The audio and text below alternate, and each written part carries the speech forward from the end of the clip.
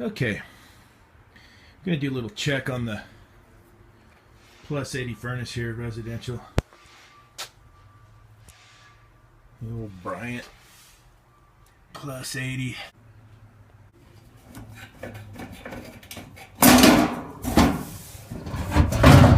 We'll get our cover off here. This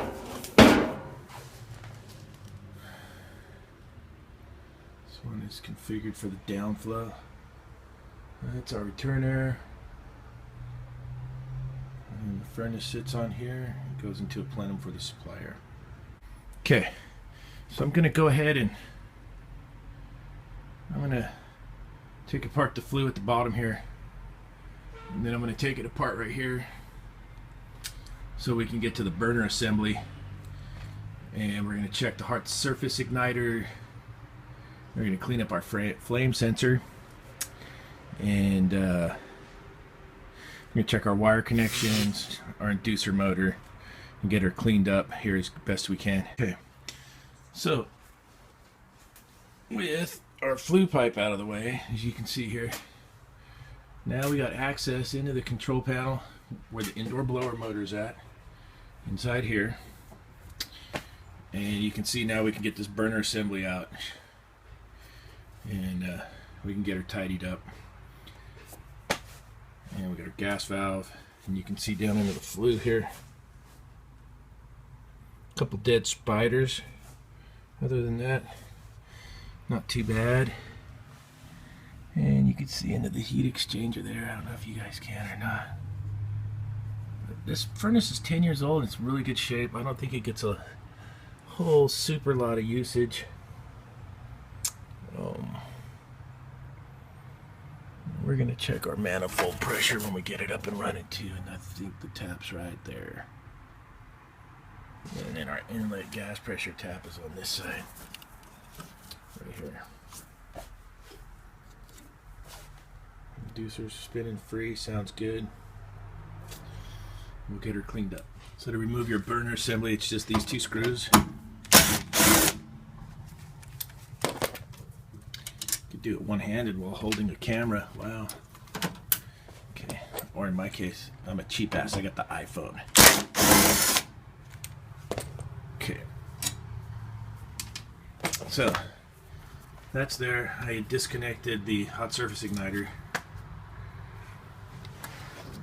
and then I'm gonna get two hands in here to pull this out real quick. Okay, so I took my wire off my flame sensor. It had already disconnected the hot surface igniter, and the whole burner assembly just slides out just like that. You want to be real careful with your hot surface igniter so you don't break it. This one looks really pristine for 10 years old. I am going to clean up the flame sensor. You can see I guess you could kind of call that patina, the coloring on that. We're going to shine that up with some sandcloth. So I've got my sandcloth here, and I've cleaned my flame sensor up real good. And you're being careful not to disturb the hot surface igniter. And I got it all cleaned up here. And shiny again, ready for when we get her all back together here. Okay, so we got the cover off the front. Now we can get to the control board. And behind here, check our blower motor. Bearings feel good. It's super nice and clean in there. You can see up into the plenum here. Let me get the light up there. And the ductwork's sparkling. This one has a filter grill for the return air. I tend to like those. As you can see, it's keeping the ductwork pretty clean. This is a 10-year-old house, so it's pretty good. Okay, so we got our burner assembly back in. We want to make sure this ground gets back on nice and tight for flame rectification. Flame sensor wires connected back together, hot surfaces connected back together. And then one thing, just to check your wire connections for your power coming in. Okay, so our inducer is rated for 0.81 amps. We got it up and running here. 0.68 amps. So our inducer motor's in good shape. So next I'm gonna run the furnace, and I want to check my manifold pressure, my inlet, and also the manifold pressure. But on a downflow configuration on these Bryants, and if you have the flue configured to come out the front like this, it's best to leave the connector pipe out and go ahead and get your fitting and your tube connected while the pipe's out of the way. Then after your testing, you can put it all back together. Okay, so I got my tubes hooked up for my manometer, and we're going to get some gas readings here. Some of you probably have this meter, the UEI Phoenix series. The heads come off of these, and any of the field piece adapter heads will fit onto this meter, and I'm going to show you. And they fit on. I have the dual port manometer accessory head.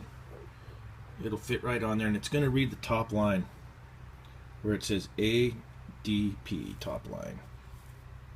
The bottom line you can still use as your multimeter and all the functions at the same time. It's really cool. I've had that meter since they came out, and I've been pretty stoked on it. Okay, so I got my gas turned on.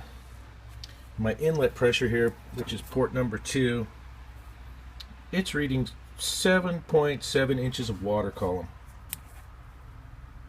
Okay, and I'll switch here to port 1.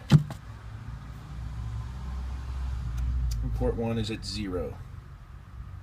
We're reading the adapter line, ADP adapter. This down here I can hook my stuff in and get crazy with it. So we're getting the call for heat. Sequence of operation. So get our inducer drive motor done. Improve our pressure switch. Hit the board and send a signal to our hot surface igniter. And then we'll light flame, blue flame with our flame sensor. Hot surface.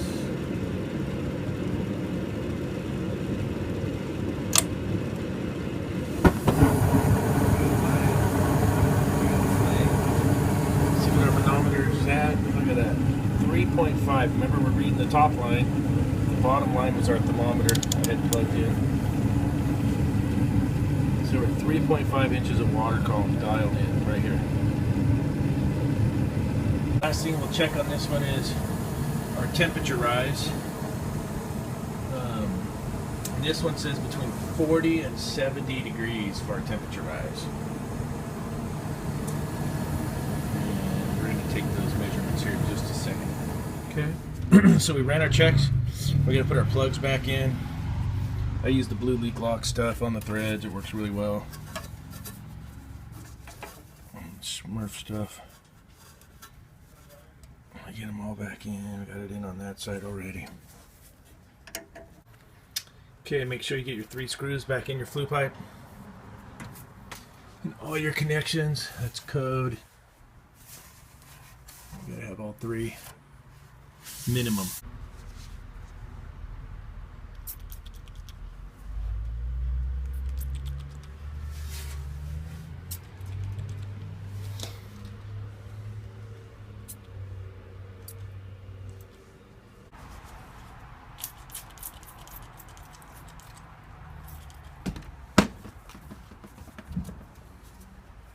I like to exercise the gas cocks too. And then just check everything.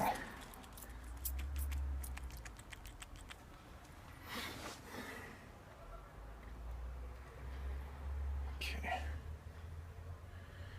All right, well, that looks good.